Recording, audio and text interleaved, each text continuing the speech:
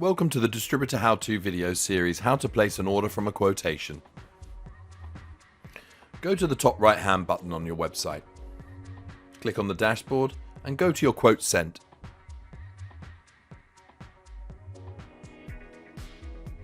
Choose the quote that you'd like to send the order from. Click on the Place an Order with Supplier button. This will take you back to the original product that you want to order and will open up the Place an Order with Supplier form.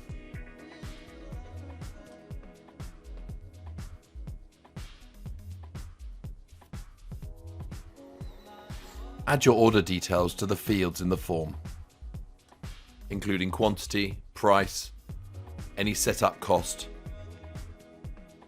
delivery cost, and your required delivery date.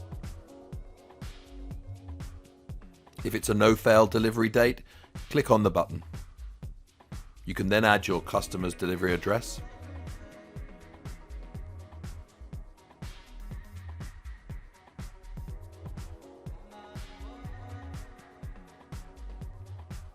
and attach any artwork to the order. Add your purchase order and any additional information you want to send to the supplier. You're now ready to place your order.